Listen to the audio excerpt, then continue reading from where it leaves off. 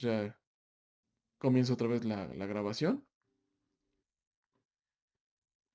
Y sí, ya es un hecho lo de la máquina virtual. Entonces sí la subiría para que ustedes la pudieran tener ya disponible. Y nada más hicieran el cambio de los archivos. Prácticamente el manejo de nodos y tópicos es el mismo. Lo que sí cambia nada más son algunos aspectos de la instalación, pero todo lo demás es compatible y ya funciona de manera estable. Entonces, se lo subiría directamente en un drive. ¿Alguna otra duda o comentario que tengan?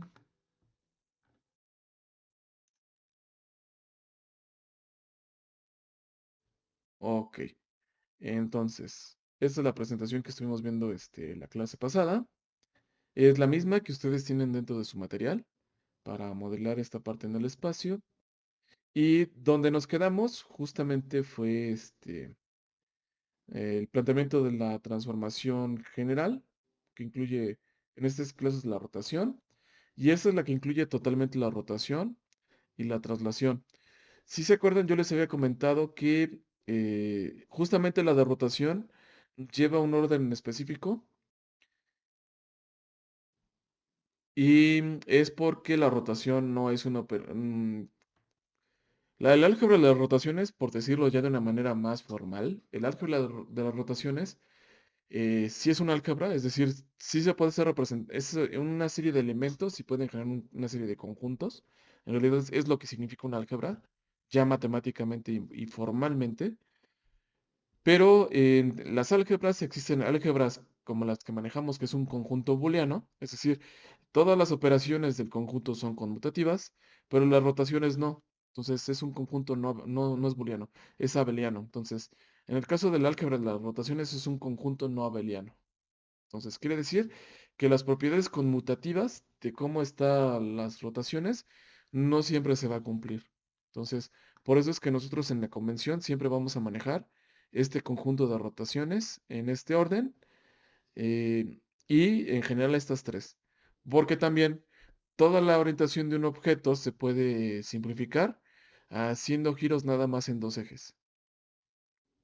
No nos vamos a clavar en eso, pero si ustedes lo pueden ver, lo pueden consultar en el libro de Craig.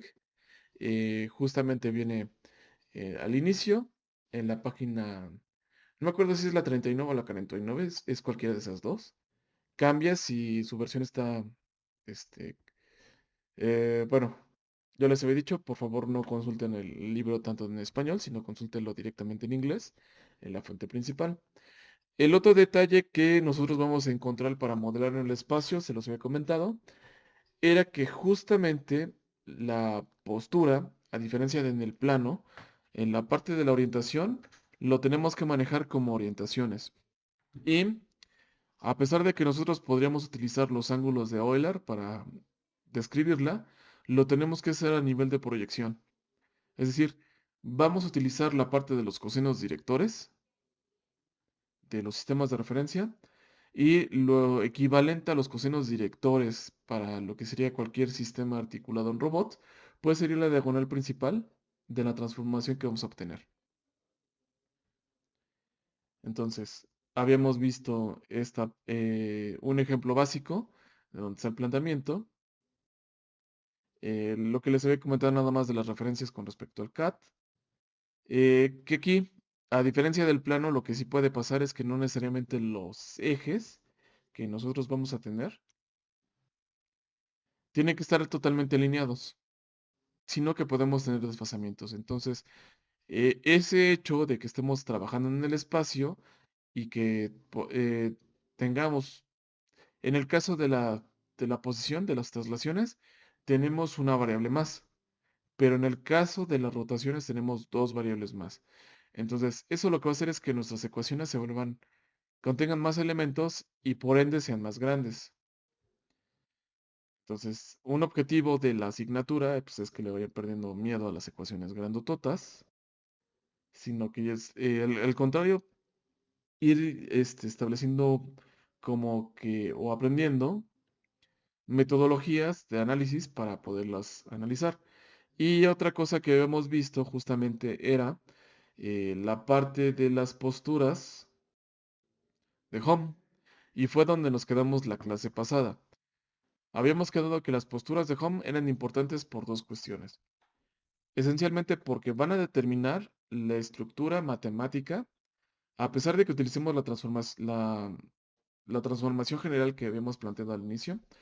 La matriz de Home sí nos va a afectar, o mejor dicho, la postura de Home nos va a afectar de cómo va a quedar la ecuación para que nosotros la plantemos. Es decir, nosotros generalmente lo que estábamos utilizando en la clase pasada, en nuestra metodología, es que todas las relaciones de posición y de orientación estamos utilizando el eje Z como referencia. Es decir, estamos manteniendo todos los sistemas de referencia paralelos porque hemos escogido una posición de home donde todos los sistemas o el brazo está totalmente estirado hacia arriba en posición positiva al eje Z. Entonces, todas las posiciones o todas las traslaciones que describen al robot están quedando únicamente sobre esta dirección. Si hubiéramos escogido alguna otra posición de home, como sería esta o esta, en este caso, para esta, me voy para esta, se dan cuenta que la posición, en esta posición de home, la relación de dirección para el vector de posición para pasar del hombro a lo que sería el codo, está directamente sobre el eje X. Lo mismo para pasar del codo a lo que sería el punto de referencia, que sería la punta de este eslabón, también está sobre el eje X. Pero en este que tenemos del lado izquierdo, pasamos del hombro al codo sobre Z, sobre la dirección de Z, y para terminar de describir el brazo ya no pasamos sobre Z, sino pasamos sobre X. Eso va a cambiar como la ecuación que describe el robot, el modelo de posición, va a estar estructurada. Esos cambios de estructura a lo mejor ahorita no es tan plausible para ustedes porque todavía no hemos visto una ecuación tal cual, pero va a alterar cuando menos la estructura matemática de la ecuación de posición y por ende va a alterar cuando nosotros apliquemos una solución, en este caso principalmente soluciones numéricas, las condiciones iniciales que tenemos que plantear para solucionarlo. Entonces, eso sí afecta. Y la otra que les había mencionado es que también las posiciones de home van a afectar la manera en que los actuadores tienen que estar ahora sí que tienen que proporcionar ya sea par, un consumo de energía para mantenerlas. Entonces, en estas tres posiciones de home, ¿ustedes cuál consideran que sería la que gastaría más energía?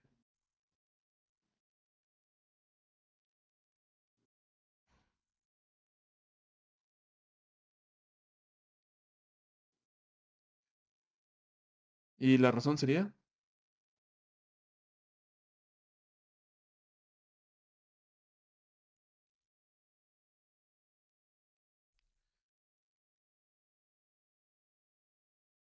Ok. Bueno, en términos conceptuales que mencionaste el peso, sí, sí es por la gravedad. Eh, la gravedad actúa generando peso. O sea, el concepto, a lo mejor, la manera de expresarlo, lo que faltó, y fue lo que ahorita estaba diciendo, lo que estaba tomando como mensaje este Iván, es que tenemos el peso, pero en realidad el peso, en este caso, tenemos esta distancia y está generando par. Entonces, aquí este actuador, el del hombro, lo que tiene que hacer es soportar el par que genera el peso de este eslabón que está actuando sobre esta dirección, más el brazo de palanca del peso que tenemos acá. Entonces, el peso como tal, lo nada más lo que les faltó visualizar o expresar fue que tendríamos que llegar, es que me pierdo, al tener dos pantallas, pienso que aquí está. Es que el cursor lo tengo del otro lado, ustedes no lo están viendo. El peso estaría actuando aquí, me generaría un par. Y aparte yo tengo el centro de masa aquí. Entonces, tengo una distancia mayor al centro de masa. Entonces, este me genera un par mayor. Lo que está haciendo es que me activaría de mayor manera esta articulación. Aquí pasaría lo mismo. El peso de este elemento está soportado por la junta, no genera par. Pero este sí genera par. Ahora, con respecto a quién sería, con respecto a este, no sería todo el vector de posición del centro de masa, solamente sería una parte. ¿Cuál? La parte perpendicular al eje donde actúa la gravedad, es decir, sería nada más una distancia sobre esta dirección. Entonces, por eso es que la posición de home, que ahorita estamos trabajando, sería esta. Más que nada porque yo me quiero evitar, y ya lo tengo que hacer, ya tengo que calcular el modelo dinámico del robot que vamos a utilizar. Entonces, la otra que vimos es que todos los modelos en el espacio no lo vemos trabajando en el plano porque nuestro modelo era relativamente trivial, pero al tener ya al agregar más parámetros y más variables a lo que nosotros podemos manejar, lo más conveniente es que expresemos lo que vamos a utilizar mediante una tabla. Entonces, ustedes en cualquier artículo de cualquier robot, de hecho, déjenme ver si tengo uno abierto acá, en mi Sotero. Mm,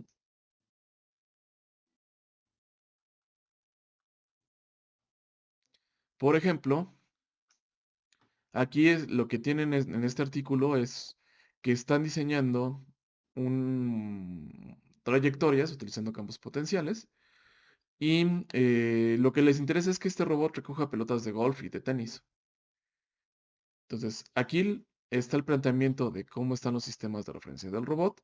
Lo que ellos utilizan como método para modelar es de Navier-Hartenberg. Se dan cuenta, es la misma transformación, el planteamiento, nada más que la matriz que ellos manejan es un poco distinta porque todo está reducido a coordenadas cilíndricas.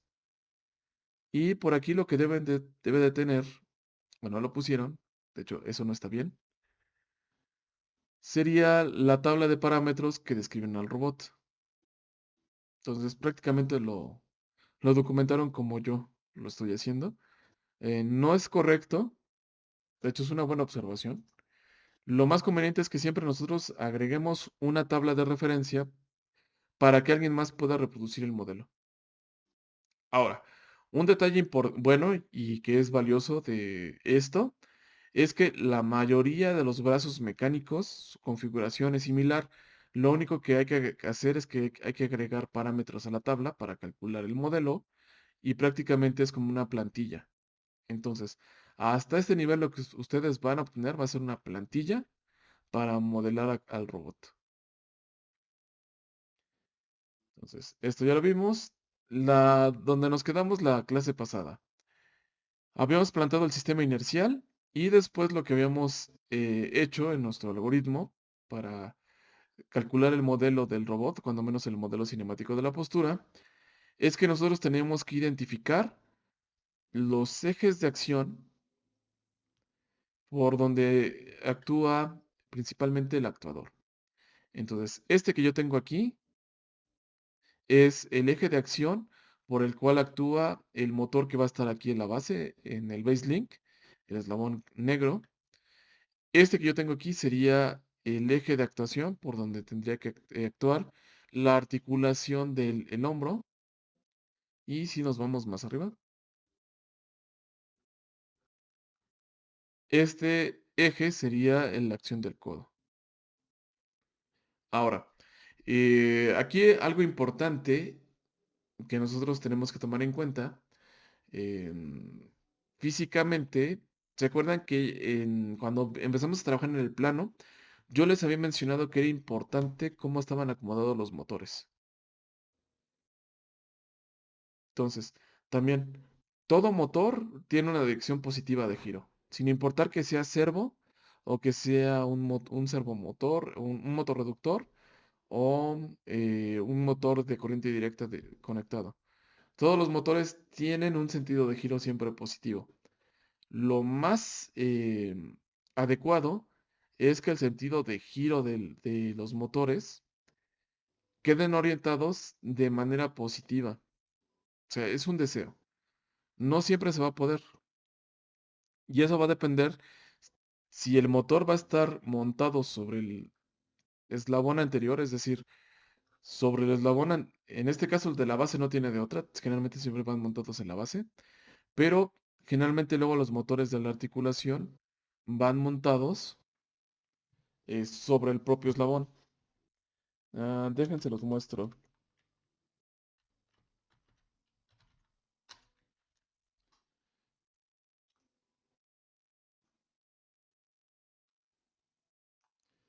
Entonces, este sería el robot con el que eh, trabajaríamos.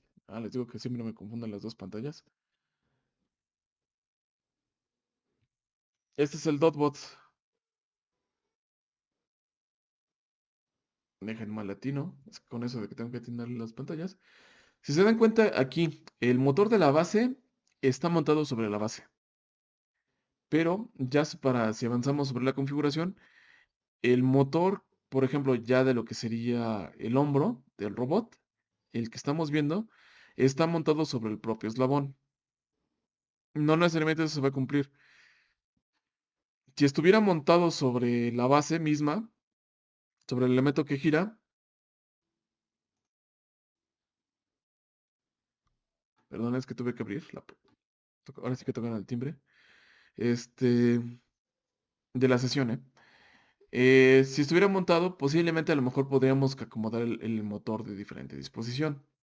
Entonces, también los servomotores tienen un sentido, tienen un positivo o un negativo.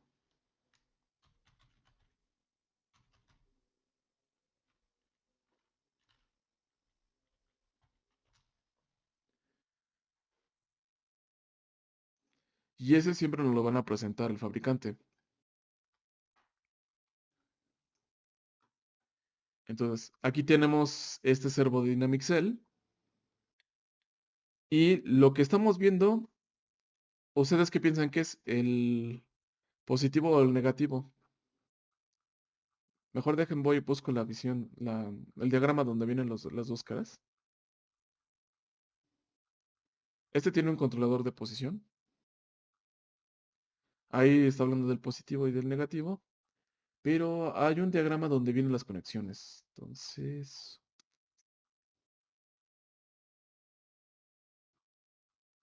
no está. Ya me sacaron de onda. Acá. Bueno, déjenme regreso. Y en imágenes.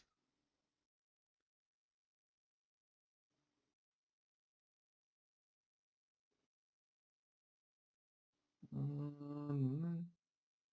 Ya lo quitaron. Yo creo que ya piensan que para todos es evidente, pero no. No, no, no. Ok. Ah, en este diagrama de conexiones,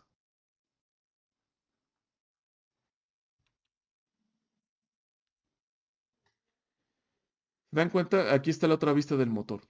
Aquí está cómo se conecta. Y en los otros diagramas, como en este caso, o aquí en esta foto, tenemos otra vista. De este lado lo que tenemos es la brida del servomotor. El propio servo tiene sus referencias. Se dan cuenta, sobre la brida tiene esta muesca que se alinea sobre esta muesca. Ese sería el cero del servomotor. Ahora, esta cara no es la cara frontal del motor. La cara frontal del motor es la que tiene las conexiones. Entonces, a partir de aquí es donde se define el sentido positivo del motor. Entonces, si ustedes lo estamos viendo de frente, este círculo que tenemos aquí sería el eje del motor, estaría saliendo de la pantalla. Es decir, si ponen su mano frente a la pantalla, su dedo pulgar estaría apuntando hacia ustedes. Entonces, y al girar su palma, ustedes lo que verían es que sus dedos girarían hacia su izquierda. Ese sería el sentido positivo del servo. Si no, si a veces no tenemos cuidado, dependiendo de cómo coloquemos el motor, lo que ahí afectaría es que tendríamos que definir el sentido negativo del giro. Entonces, como señal al servo, le tendríamos que mandar una señal negativa de posición. Otro caso curioso, yo les había dicho que esta muesca que tenemos aquí es la referencia. Ahora, esa referencia no necesariamente le tendríamos que mandar un cero al motor. O sea, en realidad, el rango del motor es de 300 grados. El valor medio o el cero del motor está a 150. Entonces, si es, ya en este caso ya hay que tomar más consideraciones para la implementación. Entonces, para la simulación está padre porque no tenemos que preocuparnos por esos detalles. Pero ya la vida real, para hacer una buena simulación, tenemos que tomar en cuenta todo esto. Y eso va a influir en la parte de cómo vamos a establecer el modelado cinemático del robot. Es por eso que ya regresando aquí a la presentación,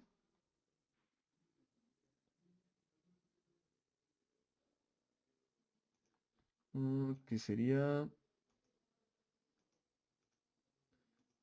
el mano de llenarse pantallas. Déjenme regresar para acá. Ya. Regresando a la presentación, cuando nosotros planteamos los sistemas de referencia,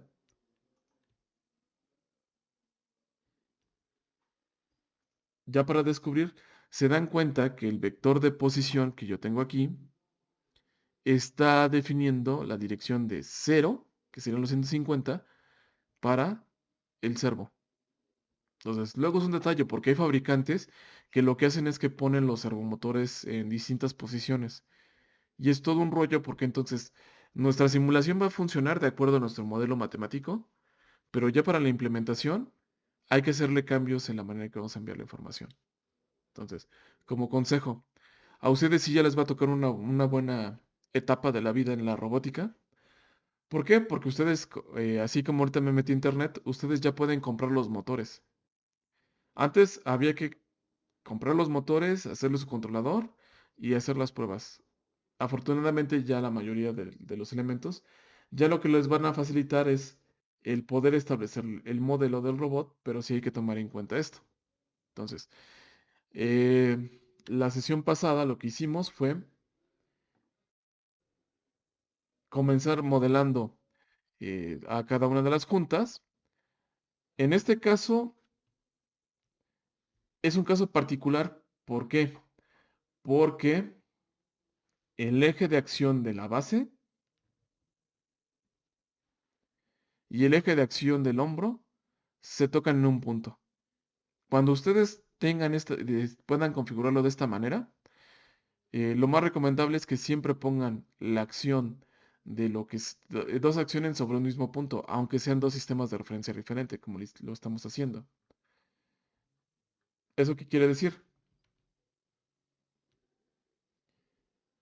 Que para modelar el movimiento de la cintura, ¿se acuerdan?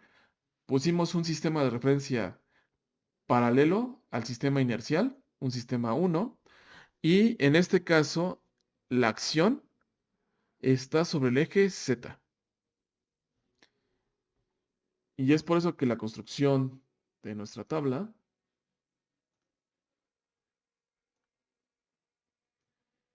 la traslación o los elementos de traslación están sobre el eje Z, que sería la magnitud del vector de posición, y la rotación está expresada sobre Z, sobre el yaw. ¿Hasta aquí alguna duda? ¿Pregunta?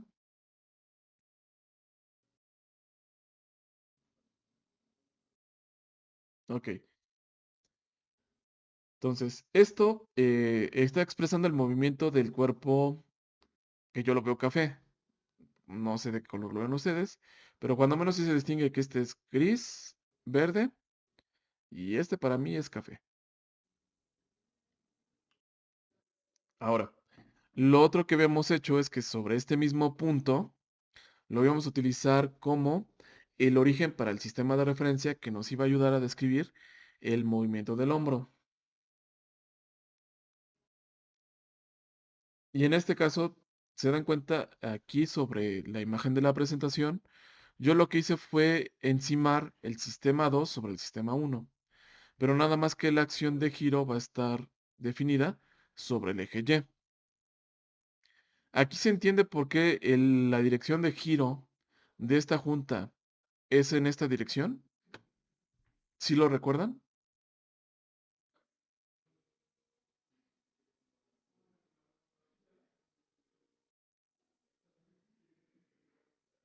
Bueno, sí,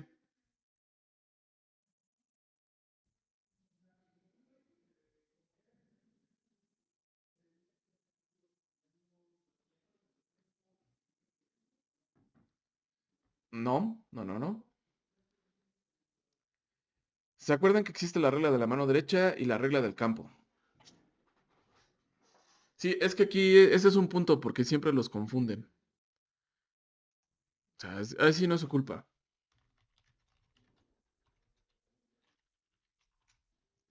Afortunadamente yo no puedo, yo puedo buscar los diagramas y presentárselos. Es que sí, está mal manejado. Aquí dicen que es la regla de la mano derecha. Si son zurdos, de todas maneras no pasa nada. Entonces, la regla de la mano derecha, si se acuerdan, nosotros la utilizamos para describir una relación perpendicular que hay entre dos vectores. En este caso, el que tengo aquí es A y B. Entonces, si yo hago el producto de estos dos vectores, que sería siempre, y aquí en el caso de la convención, siempre es un vector primero. Entonces, A, como está definido, siempre va a ser X, B siempre va a ser Y. De, de hecho, ningún diagrama me gusta, porque no están utilizando los colores. Ah, este sí están usando los colores correctos, pero no, no el concepto. Es bien complicado cuando uno ya se vuelve un nerd de las cosas. Por ejemplo, esto está mal. Esto está pésimo. No, no, no. Regresando a la imagen de aquí. Entonces, este es tu X, este es tu Y, y el resultado sería Z. Esa sería la regla de la mano derecha. Pero la regla del campo, aquí no podemos determinar la dirección de un campo eléctrico. Los campos eléctricos en realidad giran con respecto al sentido o que lleva la corriente. De hecho, estaba buscando uno más grande.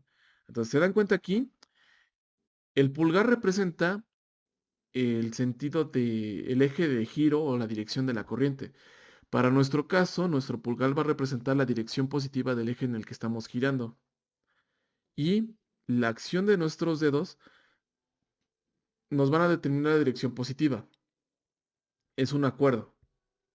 Entonces, aquí lo que estamos utilizando para determinar el sentido de giro positivo para esto es la dirección de el eje de giro, en este caso es Y. Entonces, si ustedes orientan con su dedo en dirección de y hacen girar sus dedos, se van a dar cuenta de que el sentido de giro positivo es el que está dibujado acá. Y es un sentido horario.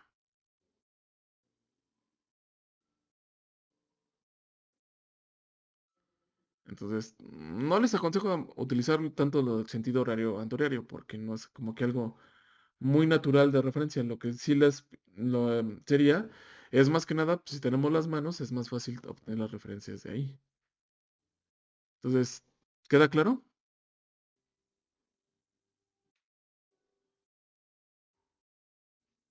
Ahora, cualquier duda que tengan o comentario, háganlo. ¿Por qué? Porque ahorita estamos pasando a modelar en el plano. ¿Se dan cuenta? Modelar en el plano lo que nos está obligando es a tener más, a tener que determinar más tipos de relaciones. Y eso es bien, eso, em, pues para entenderlo cuesta más trabajo. O sea, Siendo sinceros, eso es la realidad. Es más, como hay más elementos y algunos de ellos cuesta trabajo visualizarlos, requiere de un esfuerzo un poco mayor. Entonces, aquí el diagrama, de hecho se los había mencionado, el diagrama está equivocado. ¿Por qué?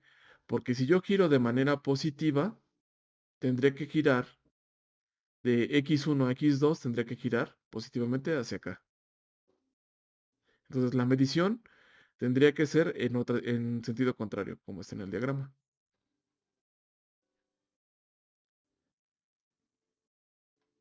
Ahora, lo que tenemos aquí es que para formar nuestra tabla, las tres primeras columnas, si se acuerdan, lo que hacíamos es que poníamos cada elemento de la posición.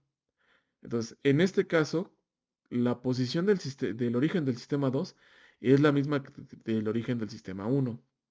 Es por eso que no nos estamos trasladando en ninguna dirección. Entonces, no significa que no exista, es otro concepto. Significa que simplemente es cero.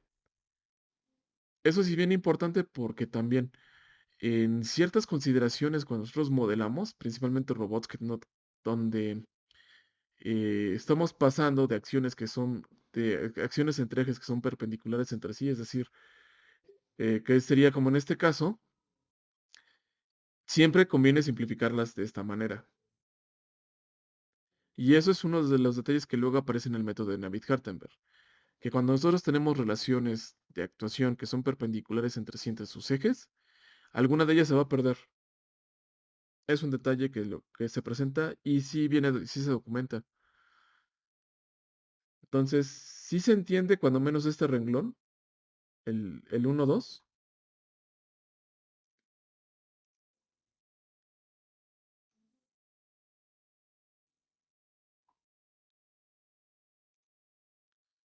A ver, alza en su mano.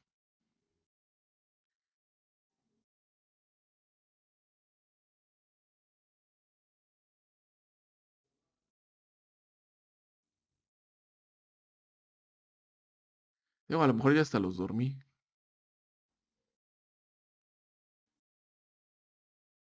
Ok, gracias. Bueno, entonces si quieren ya la pueden bajar.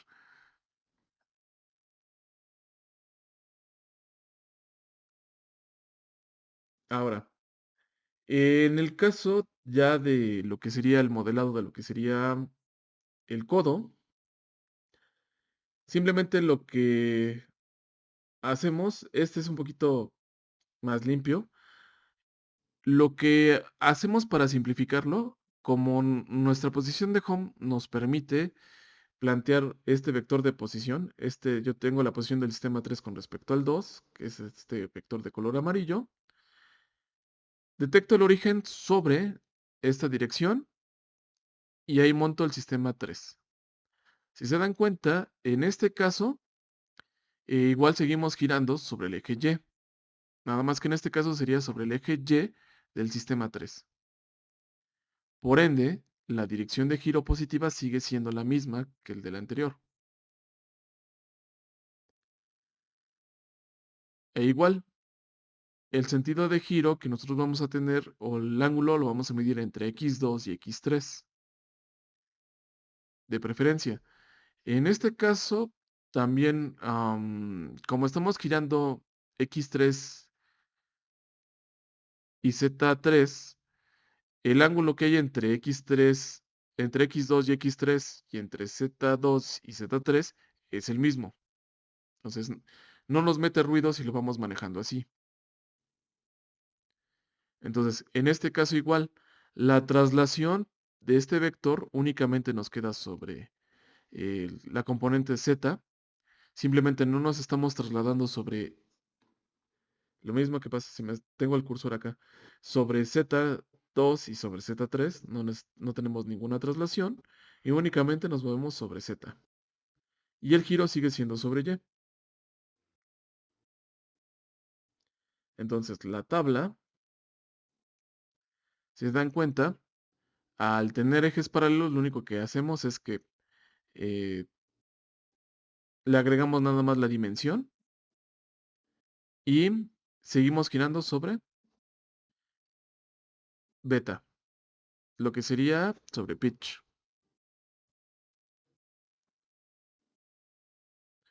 ¿Se entiende?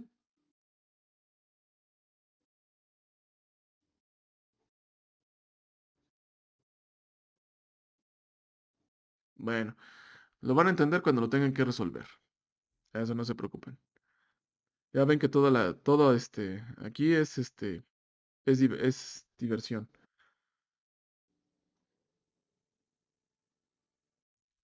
Ahí déjenlo lejos tantito para que se pueda ver. Ah, ok. En la punta yo estoy poniendo el sistema P. Aquí lo tengo. Y igual, tengo un vector de posición del sistema P con respecto al sistema 2. En este caso, el sistema P mm, no necesariamente tiene que ser paralelo al sistema 3 o al sistema anterior.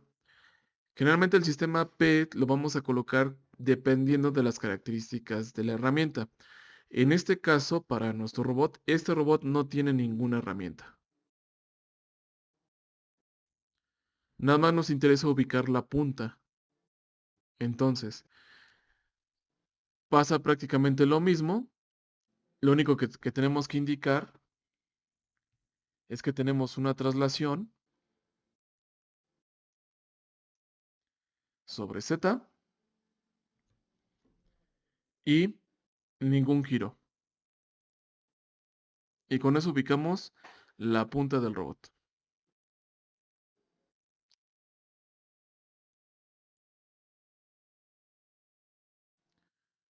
Es que en realidad sí tiene los tres.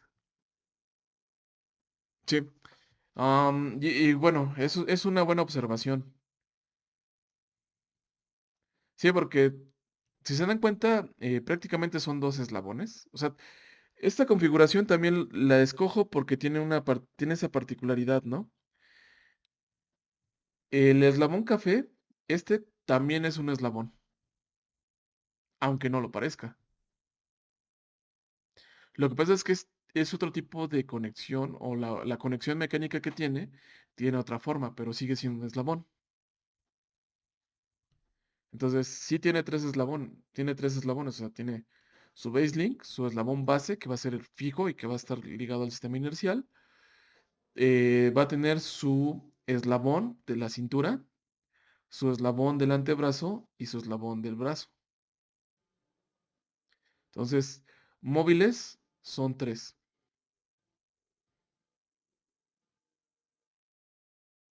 Sí, sí, entonces, eso es lo que nos lleva, también modelar en el espacio. De hecho, sí, adelante Roberto.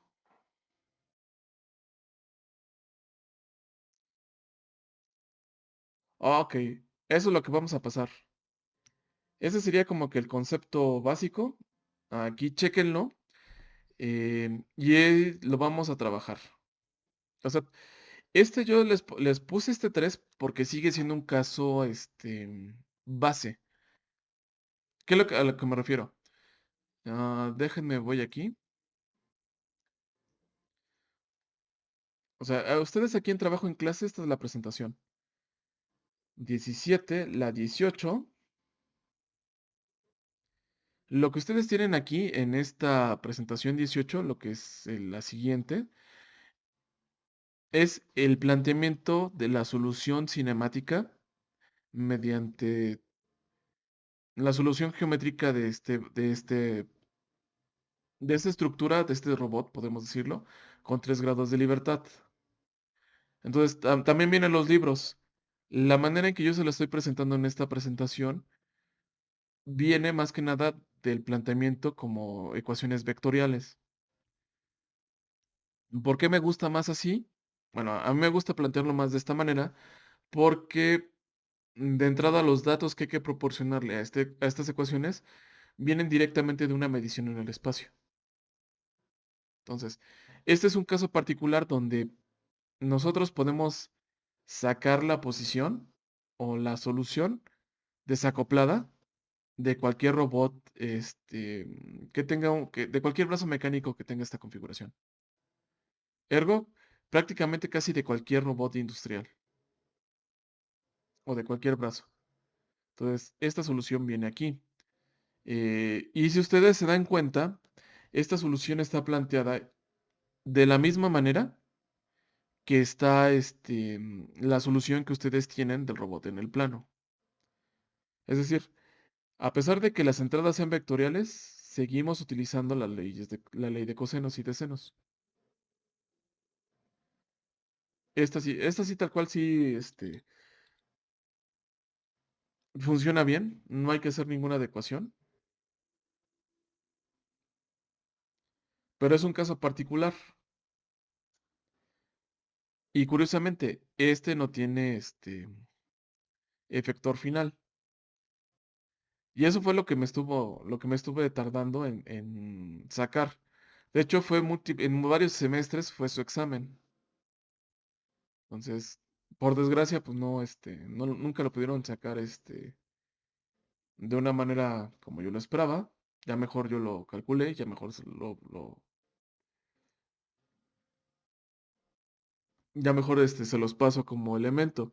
Ahora, eso sí los libra de calcular la solución, pero ahora los compromete a que ustedes tengan que utilizar esa solución para hacer ciertas planificaciones de tareas. Entonces, ya para responder tu pregunta, y no estarlo choreando tanto, en en este archivo de MATLAB Script, lo que tengo es un robot simular. Tengo al Dotbot. Planteé en la misma posición de Home. De hecho, es la propia posición de Home que el fabricante plantea para el robot. Ahora, yo aquí tengo el sistema P.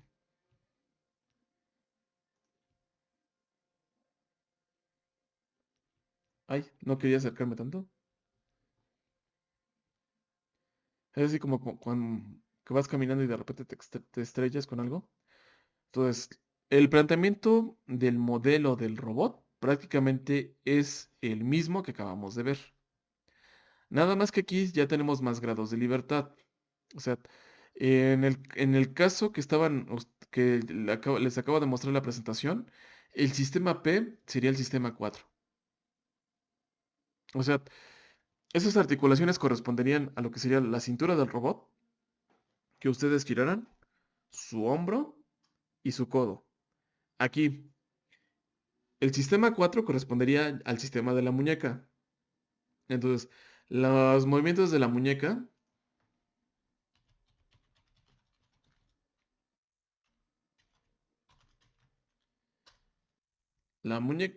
de una mano tiene diferentes movimientos.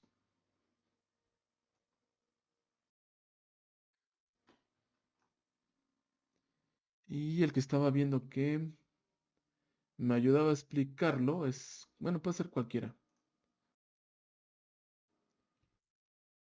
Realmente siempre los ponen chiquitos, no sé por qué. Es en estos. Entonces, la mayoría de los robots industriales, al final, la mayoría tiene 6 grados de libertad en un inicio. Pero ya si a ustedes les va a tocar, ya de hecho no se van a salvar de trabajar con robots, ya cuando trabajen en una empresa, que los robots van a tener 7 grados de libertad. En un inicio tenían 6 porque 6 permite establecer una igualdad, es decir, regresándome aquí, al vector de postura. Del vector que tengo aquí, se dan cuenta que para describir cualquier objeto o herramienta en el espacio, donde yo tengo que mandar al robot o quiero que haga, yo le tengo que definir la posición y su orientación. Esos mismos datos o este mismo vector, para cuando yo calcule el modelo, lo voy a sacar de la matriz. Entonces, aquí lo que tengo es para describir cualquier objeto en el espacio, su, su, su pose son 6 grados de libertad. Entonces, para poder establecer un sistema que sea resolvible, cuando menos yo necesitaría para que mi robot o plantearle las ecuaciones, son 6 grados de libertad. Entonces, eso lo planteaban de esa manera, de tal manera que ellos, o en ese momento se pensaba que al diseñar los robots, al ponerle 6 grados de libertad, el robot podría hacer los mismos movimientos o ubicar cualquier objeto en el espacio sin ningún problema. Pero después descubrieron que no, por ciertas características o limitaciones mecánicas que tienen las configuraciones. Entonces, el detalle se presentaba que para que un robot fuera totalmente funcional, tendría que ser sobreactuado. Es decir, la cantidad de variables, de articulaciones que debería de tener, mínimo tendrían que ser 7. ¿Cuál es el problema al tener 7 actuadores? Que entonces ya tienes más, más variables que ecuaciones, y entonces eso te puede llevar a un conjunto de soluciones infinitas. Entonces, ese es el detalle. Otro detalle particular. Ah, sí, me estoy moviendo aquí, pero ya estamos acá. Entonces, la mayoría de los robots, para que puedan mover una herramienta, como una persona o que lo puedan hacer adecuadamente, mínimo tendrían que tener el movimiento de flexión, el movimiento de extensión y los movimientos de supinación. Ya la derivación radial, bueno, sí tendrían que tener estos tres, pero se dan cuenta aquí el flexión y extensión es un mismo movimiento, nada más que se clasifican diferente aquí porque mueven diferentes músculos. En el caso del robot lo produce el mismo motor. El de pronación y el de supinación son el mismo, nada más que lo produce el mismo motor. Nada más que aquí lo producen diferentes músculos y lo mismo la derivación. Entonces, por lo general, cualquier robot industrial solamente va a tener flexión o sea, flexión, puede ser flexión y extensión, y pronación y supinación. La derivación radial a veces no es tan útil. ¿Eso que lleva? A que este robot, como tal, tiene 6 grados de libertad. Ojo, se considera un grado de libertad el estado del gripper, si está abierto o no, porque describe el estado del sistema. Pero para ubicar al gripper y que tome un objeto, únicamente tenemos 5 juntas.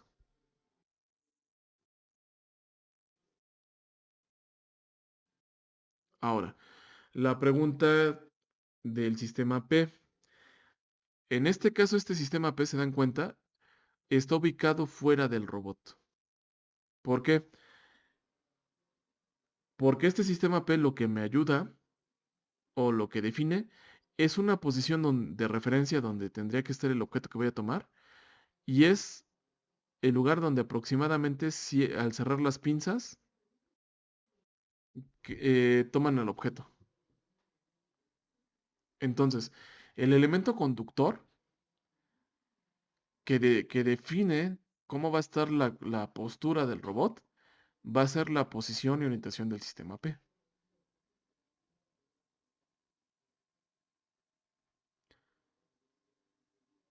¿Sí se entendió?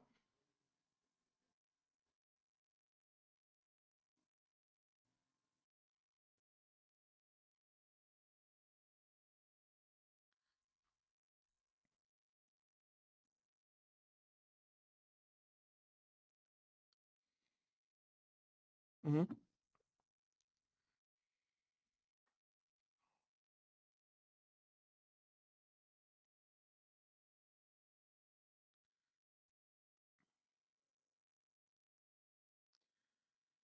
Sí, pero también hay otro detalle en particular. Ah, y por aquí lo había visto y se los iba a comentar. Ah, está acá. Me regreso acá. Y es un poquito de lo que presentó, Como inició la conferencia presencial del Congreso. Ah, ¿dónde está? Ah, entonces no es aquí. Es en el... Cuando les estaba hablando... A ver, déjame... Que ya me perdí. Ok. Este lo tengo. Este lo cierro. Me regreso al Classroom. Y ese lo tenía en la presentación 18. Ustedes lo pueden ver. Entonces, trabajo en clase. Na, na, na. Me regreso hasta acá. Dentro de la solución. En esta, que ustedes tienen aquí. Aquí viene la solución. Y aquí, en esta lámina, prácticamente lo que ustedes tienen es la solución geométrica del robot de escara que ustedes tuvieron que haber planteado, o que conocen, mejor dicho. ¿Por qué está o por qué se las puse dentro de esta presentación? Bueno, si se dan cuenta, lo que está pasando con el robot,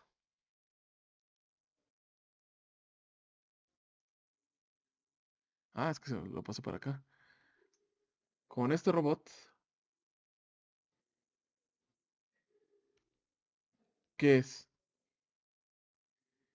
Que prácticamente desde aquí hasta acá, el robot lo pueden modelar como si estuviera sobre un plano. ¿Qué es el efecto que hace este eslabón? Que gira ese plano.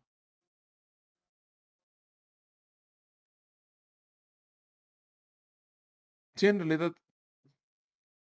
en realidad es eso. Entonces, eh, por eso es que el modelo, prácticamente ustedes al solucionar su modelo en el plano, están solucionando el modelo ya también en el espacio.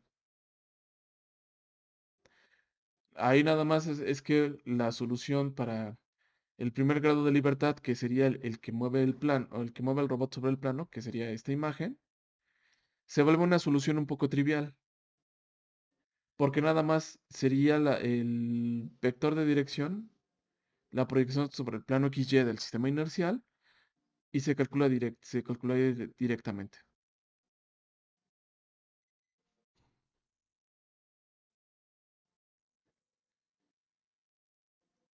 Ahora, otro detalle que tiene este robot, a pesar de que tiene 6 grados de libertad, ay, le estaba moviendo a la pantalla equivocada. Déjenme regresar para acá. Bueno, aquí es forzosamente con el scroll.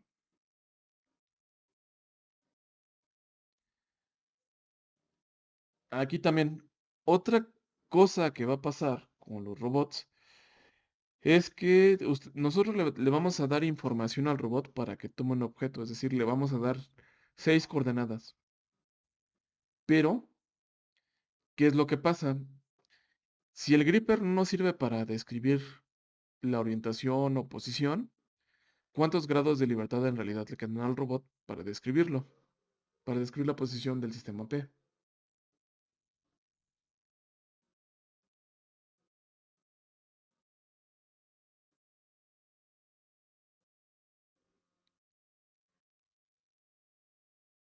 No, no, 6 los tiene en total. O sea, el robot sí tiene 6 grados de libertad. Pero recuerden que el sistema P no te ayuda a posicionar. Nada más es un estado que describe al robot, que nada más es abierto o cerrado o qué tanto está abierto. Pero nada más le pertenece al puro gripper. Por eso es que les pedí comparar el código. Si se daban cuenta, el controlador del código estaba dividido en dos partes.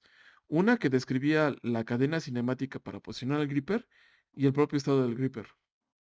Y el gripper, en este caso, porque es bien latoso, está compuesto por un conjunto de cadenas cinemáticas.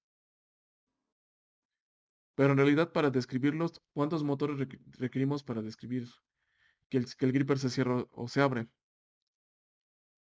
Entonces, este motor no está aportando movilidad. está aportando nada más que tanto cierras tu mano.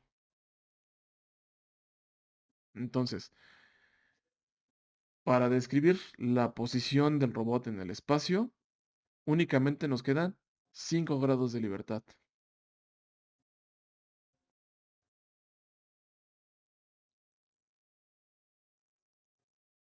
Entonces, el robot, no sé si se acuerdan qué tipo entonces de sistema es el que tiene menos grados de libertad que variables del espacio de trabajo.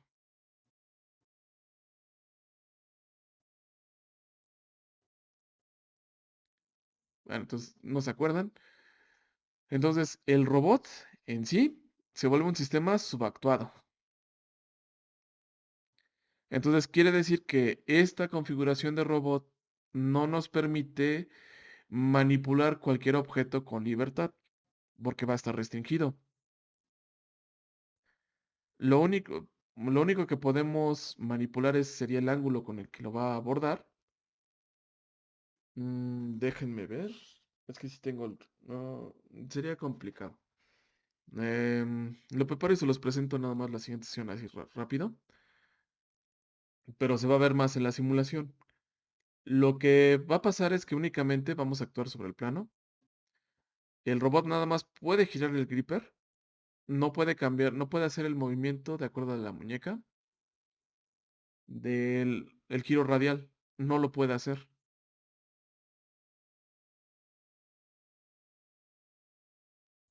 Entonces, ahí lo importante de diseñar el espacio de trabajo del robot, de cómo le van a llevar los objetos y determinar qué tipo de objetos puede manipular.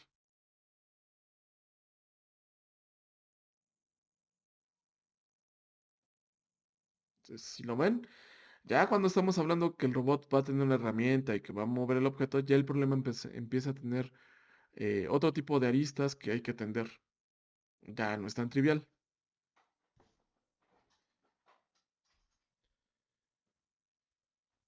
Entonces, en este documento, o en este libro de Jupyter, no es un libro, es que estoy pensando que ya lo exporté. Este sí no lo he exportado. Lo tendría que exportar para podérselos pasar y que lo puedan consultar. Si se dan cuenta, es el mismo planteamiento. Mi sistema inercial siempre es conveniente. En este caso, yo lo puse sobre la base. El sistema uno y el sistema 2 que están encimados. El sistema uno gira sobre Z1 y el sistema 2 gira sobre Y2. Entonces aquí está explicado. Algo que ya tiene también esta plantilla. Déjenselas, la hago más cerca. Está bien que tengan pantalla, pero también no es para que los torture no viendo. Aquí lo que tienen ya es la transformación general.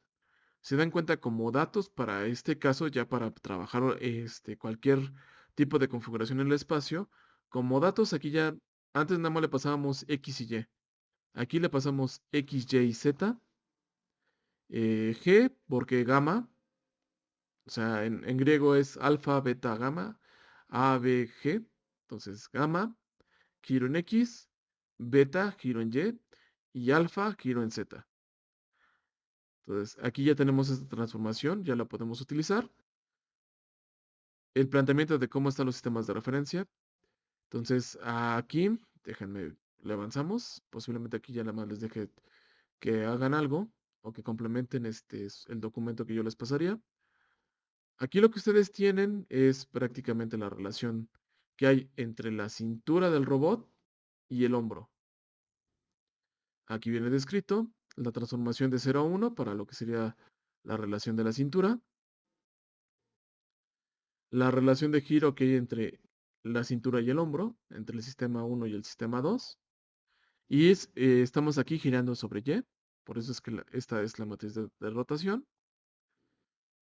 Después, la relación de giro que hay entre lo que sería el hombro y el codo. Después, la relación que hay entre el codo y la muñeca. Y en este caso, el primer movimiento que tenemos aquí sería el de extensión.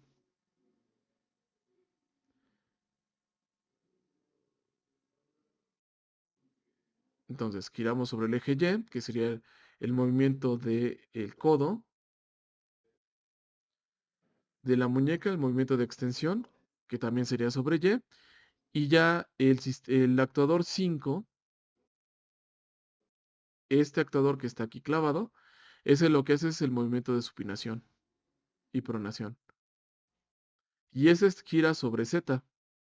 Entonces aquí cambia, por eso es que tenemos el giro sobre Z. Y en este caso, como no tenemos tanto control de la herramienta, por lo que les acabo de decir, que únicamente nos vamos a, para orientar al robot, la pinza, lo único que vamos a utilizar sería la orientación de la cintura y qué tanto podemos girar la mano en supinación y en pronación.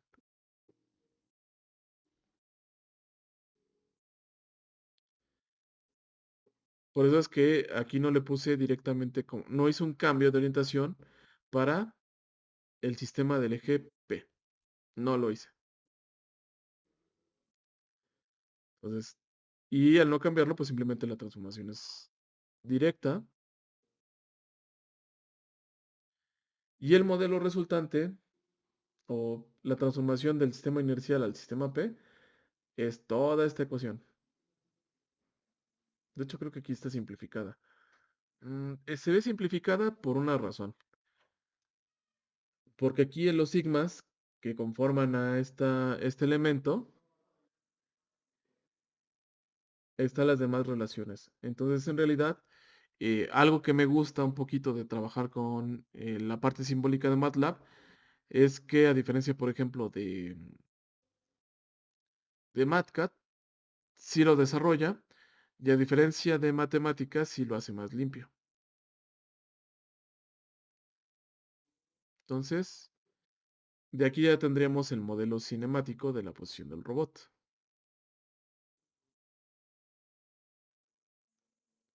Y se dan cuenta aquí también, hacemos la multiplicación, prácticamente es el mismo tipo de operaciones, también la simplifico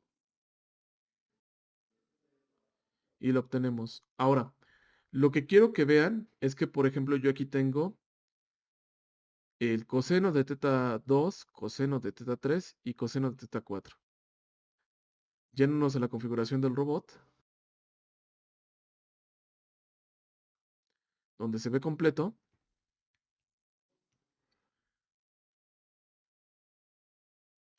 teta 2 está ligado a Y2, teta 3 está ligado a Y3 y teta 4 está ligado a Y4. ¿Qué particularidad tienen estos tres ejes?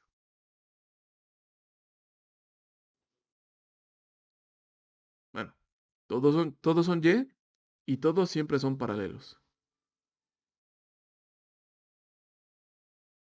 Entonces, una particularidad que surge también cuando modelamos robots en el espacio es que las rotaciones, que son paralelas, ya dentro del modelo, al simplificarlas, la orientación siempre se va a poder sumar. Cuando ya tenemos relaciones que son perpendiculares, como sería el ángulo teta 1 y el ángulo teta 5, ya no se pueden sumar. Por eso es que aquí aparecen, ¿no? Coseno de teta 5 por, por sigma 3. Y en este caso sigma 3 es el seno de la suma de los tres ángulos.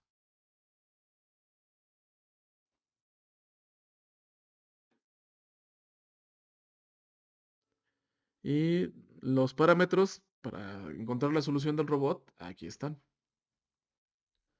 Entonces, esto es ya lo que mide directamente, realmente el robot.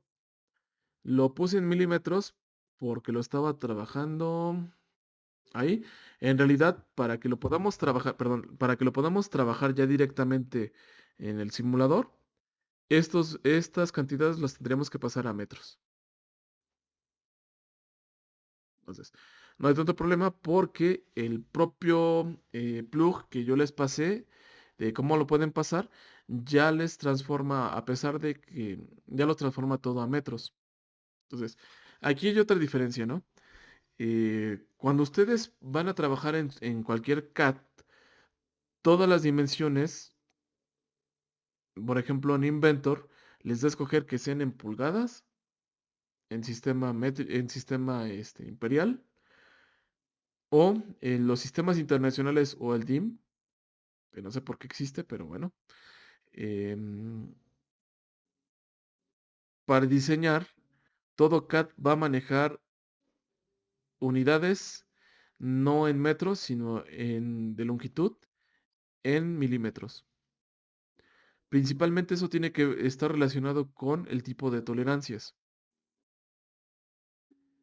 En nuestro caso, todas nuestras unidades van directo a sistema internacional porque es la manera en que nosotros vamos a administrar esencialmente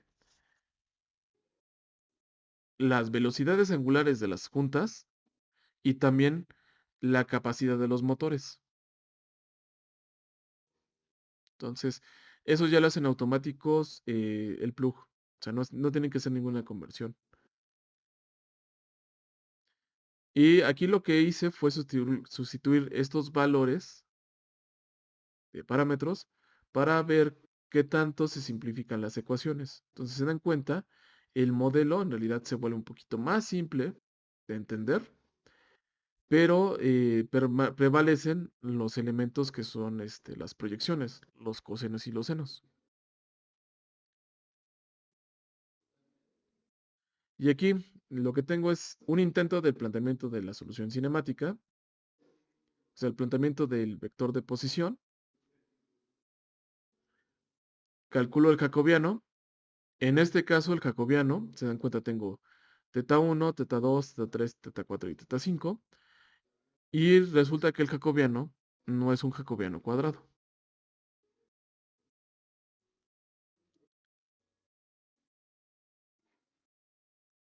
Entonces aquí lo que hice fue intentar hacer la separación entre la cinemática lineal y la cinemática angular para ver si lo podía solucionar y no lo pude solucionar.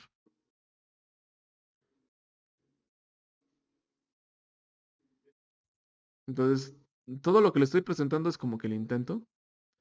Se los voy a pasar, pero les voy a pasar una versión donde no tenga todo este ruido.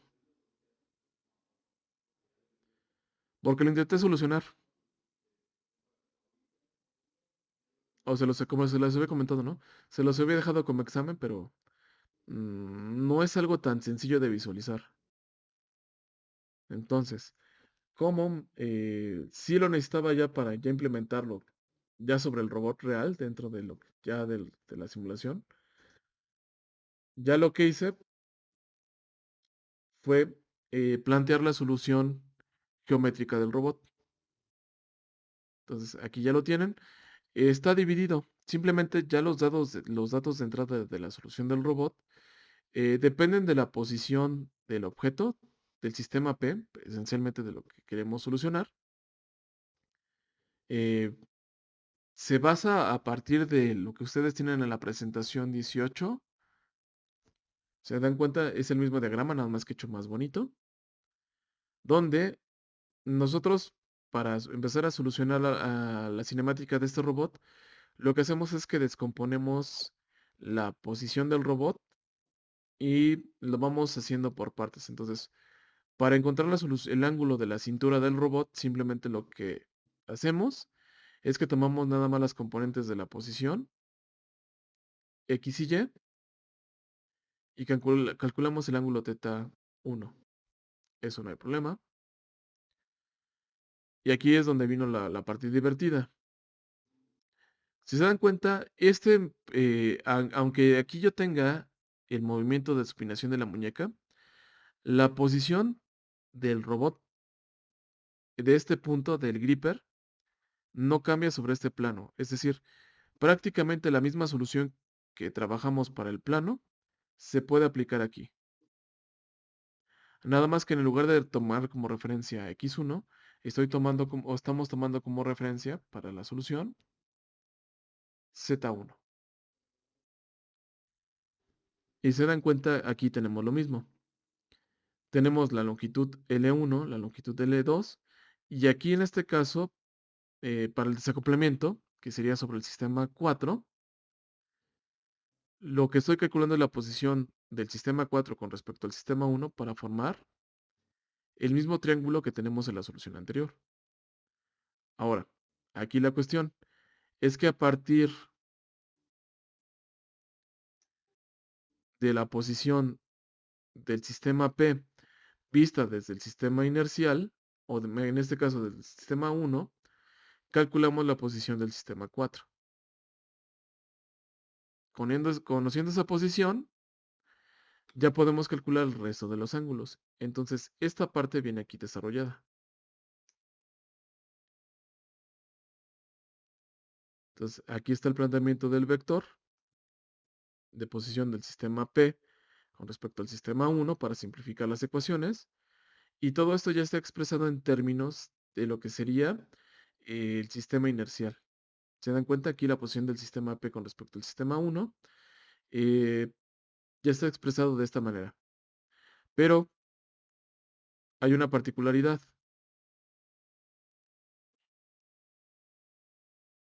Lo estoy viendo desde el plano de giro de la cintura. Por eso es que la coordenada que yo tengo aquí siempre va a ser cero. Por eso les digo, esto conviene mejor que se los explique en la siguiente sesión. Me tengo que traer una cámara y ya esta parte lo explico más a detalle la siguiente sesión. Lo traslado, hago las operaciones, lo calculo o lo saco así mediante operaciones vectoriales. Calculo epsilon, esto ya lo pueden ver. Y es la misma relación, ¿no? Epsilon, alfa, teta 2. Para que teta 2 prácticamente es la misma ecuación. Aquí lo tengo expresado de manera vectorial. Lo simplifico y ya lo obtengo en términos de magnitud. Entonces, lo voy calculando, calculo cada uno de los ángulos y esa sería la solución en términos de las coordenadas inerciales. Lo mismo sería para teta 3 y teta 4. Aquí, ¿cuál es el detalle? Teta 5, como yo estoy basando mi solución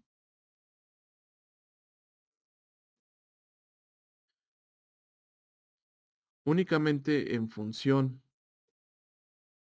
de las coordenadas, el ángulo de ataque, es decir, el ángulo de ataque que yo me refiero sería el ángulo que hay, la orientación del sistema 4.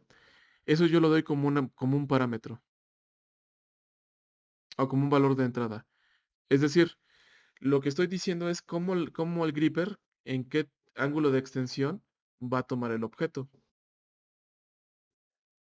Y la orientación que me va a dar 5 no me está afectando. De hecho, está desapareciendo dentro de mis ecuaciones. ¿Por qué? Si ustedes toman su mano, o sea, imagínense, estiren su mano. Imagínense que en la palma de su mano hay un sistema de referencia. Y ahí visualicen el origen. O sea, si quieren pueden tomar y hacerse un puntito en su mano.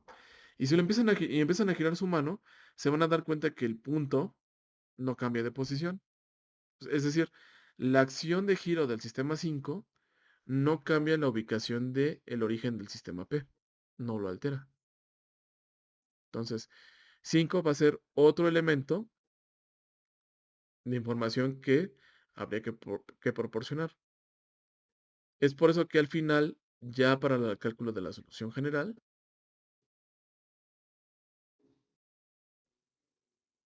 prácticamente es la misma que nosotros tenemos. ¿Por qué? Porque el ángulo 4 va a ser un valor que nosotros vamos a determinar. Ahora, ¿cómo lo vamos a determinar? Es una muy buena pregunta. Va a depender del tipo de objeto que nosotros vamos a pedirle al robot que tome.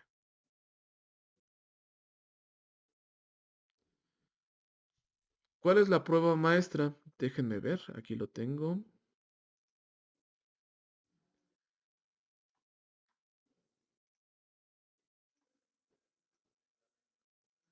Ah, no, no, no.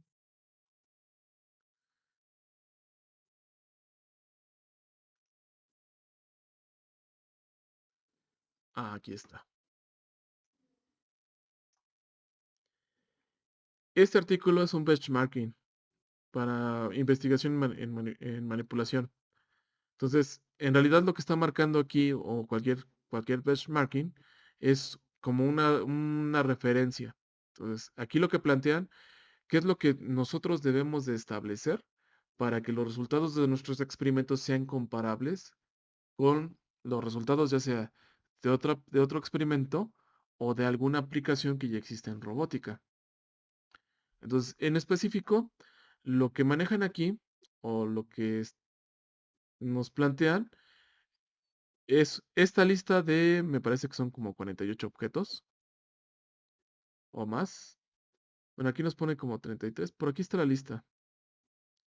Incluso nos dice que ellos nos la pueden proporcionar o en qué parte de Amazon viene para comprarla.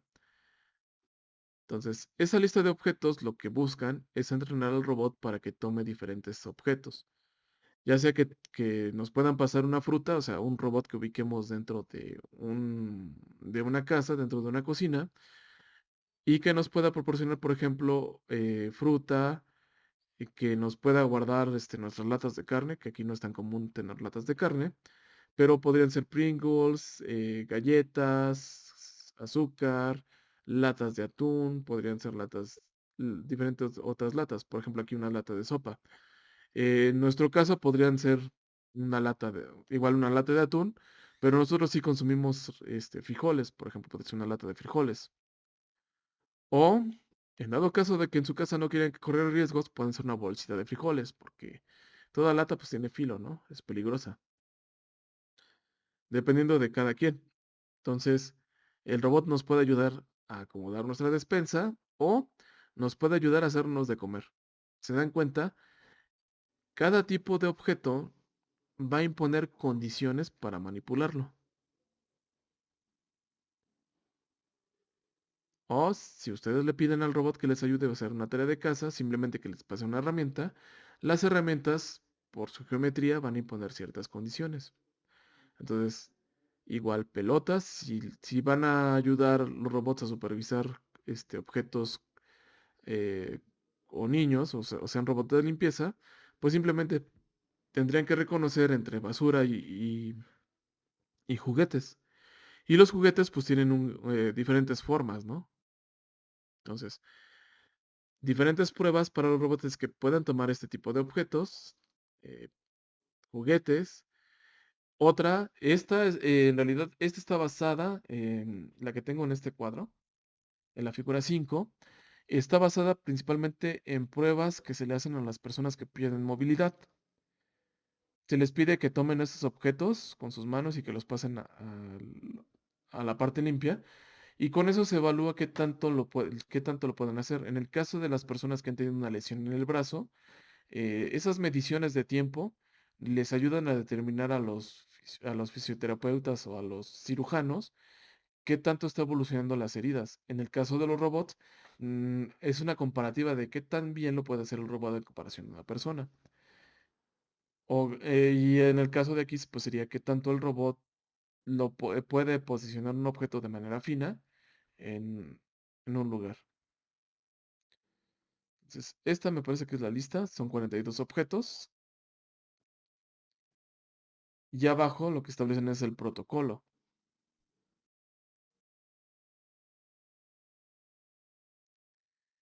Entonces, ¿cuál es el principal detalle cuando nosotros vamos a modelar un robot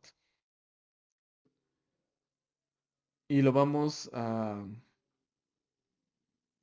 utilizar para hacer una tarea? De entrada, si son tareas fijas, el tener este tipo de soluciones sí nos ayuda.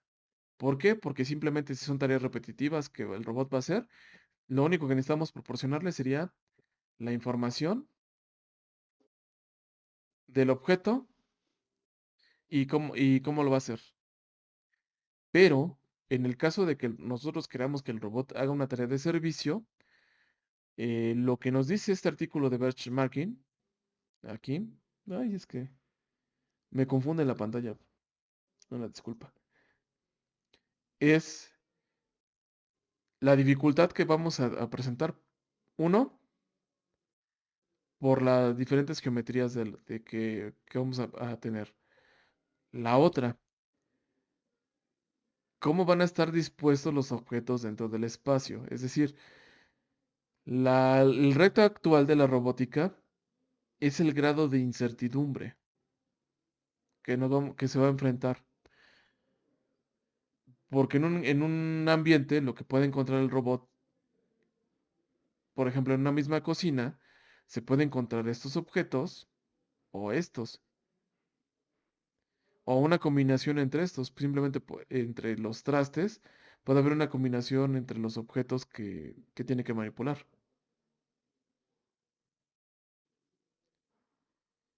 Entonces, es por eso que actualmente los modelos de un approach, es decir, una manera en que se intenta resolver ese problema, es eh, mediante métodos difusos.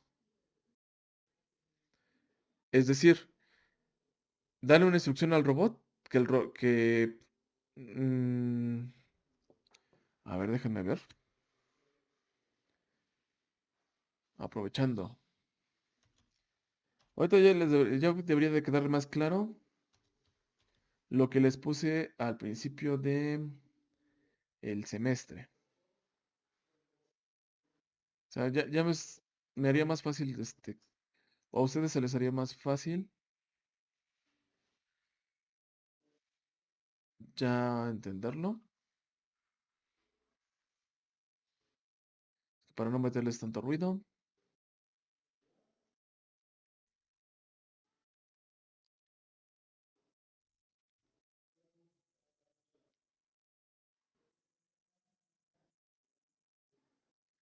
Lo que les había comentado al inicio del semestre, ¿no? Las pruebas para ya actualmente la robótica ¿se dan cuenta?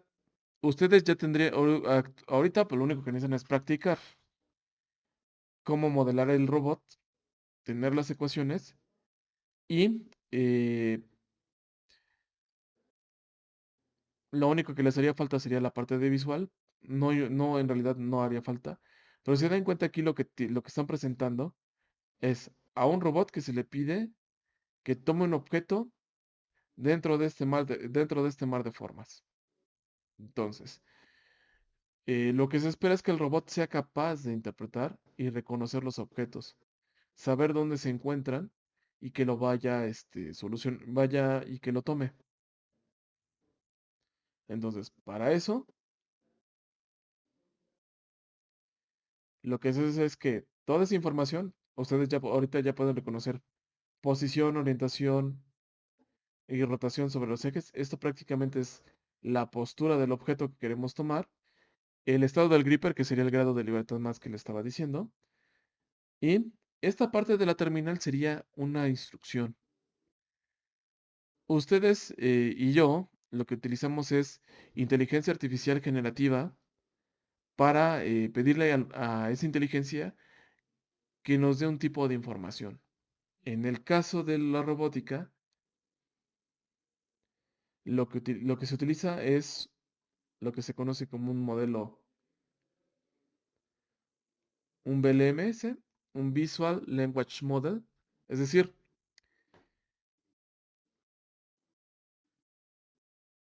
la cámara del robot detecta qué es cada cosa, dependiendo de lo que alguien le pregunte o le pida al robot, lo va a interpretar, y es lo que hace un modelo de lenguaje largo, un modelo como ChatGPT. Ustedes le dan una entrada de prompt. En este caso, el modelo visual lo que le da es el contexto al prompt, y el prompt lo que tiene que hacer es razonar. Ustedes le podrían proporcionar a por ejemplo, a cualquier inteligencia artificial que ustedes usen, sin importar cuál sea, si pues, utilizan Gemini, ChatGPT o DeepSeek o alguna otra de una de cloud, le ponen una imagen con un robot y dicen, quiero que el robot tome el objeto. Entonces, lo que va a hacer su elemento es que va a razonar qué acciones tiene que hacer. Entonces, se utiliza ya la inteligencia artificial generativa para como una especie de proceso de razonamiento que va a determinar qué acciones va a tomar el robot y dependiendo de qué características tenga, pues lo va a hacer. Entonces, aquí lo que estamos viendo es que la cámara que tiene el robot le dice que es el objeto y lo va a tomar. En nuestro caso, el robot tiene montado en la cámara porque lo que están haciendo es que no lo van a no van a hacer que el robot tome el objeto como nosotros lo estamos planteando, con una ecuación. Lo que van a hacer es que van a entrenar al robot para que tome una imagen, identifique y clasifique los objetos y a partir de ahí el robot vaya tomando una acción. Entonces el robot se va a empezar a mover aleatoriamente. Ese lo tengo en otro. Déjenlo. Así que lo tengo en libros. Ese no me acuerdo que este es. Entonces, aquí lo clasifica. Por ejemplo, aquí se le va a entrenar al robot para que tome los juguetes.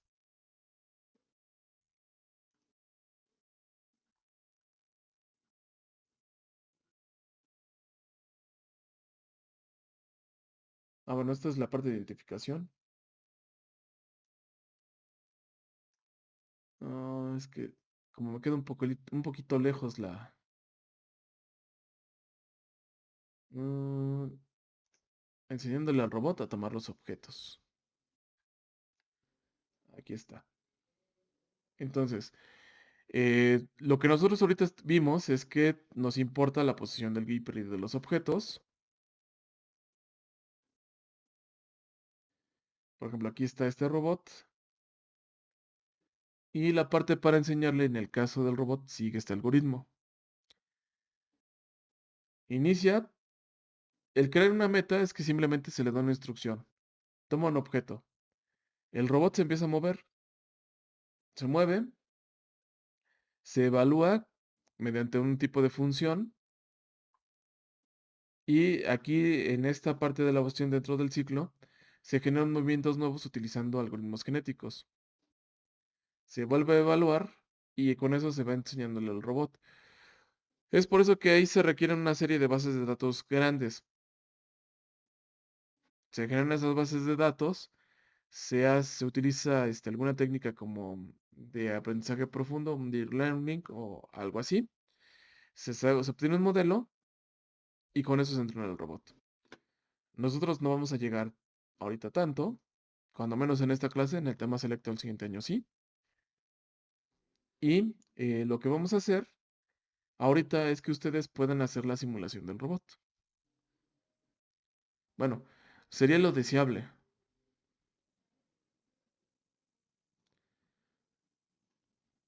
Entonces, no sé si tengan alguna duda o alguna pregunta.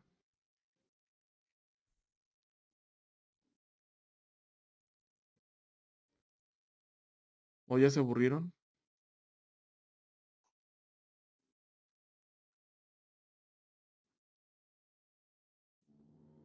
Ah, acá está. Déjenme lo pongo. Ah, qué bien. Como esta es la siguiente pantalla. Bueno, aquí se ve la presentación. Ah, de hecho puedo correr el video desde acá. Entonces, si se dan cuenta aquí lo que tenemos, la aplicación, como la tenemos, es que el mismo robot que ahorita ustedes, en teoría, deberíamos de llegar a simular, se puede entrenar y se pueden sacar los datos.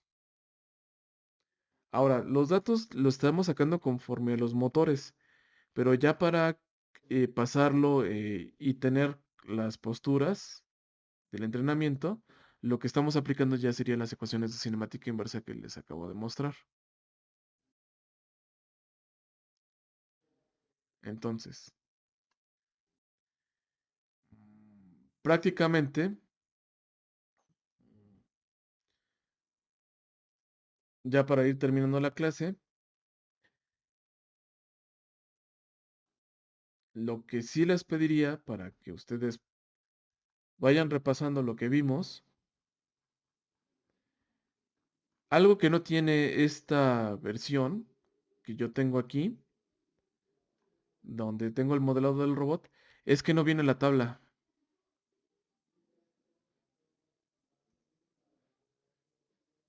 Ah, bueno, de esta presentación no es. Ah, es de esta. O sea, no tiene la tabla final. Entonces, para que ustedes vean si, para que yo vea que si, que es, qué duda, si entendieron bien o que ustedes vean qué dudas quedaron, porque prácticamente ahorita la clase fue un poco improvisada, para no decir mucho, es que ustedes les dejo de tarea, es que les paso el archivo, se los voy a pasar yo creo que en Markdown, y ya lo que les pediría como entrega de tarea es que ustedes hagan la tabla de ese robot. Y ya el viernes la comparamos. ¿Está bien?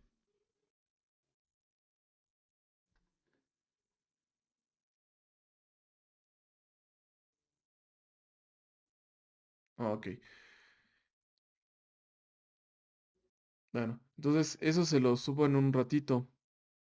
Em, Voy a ver si puedo sacar ya lo de la simulación para la siguiente clase y ya empezar a hacerlos a explicar.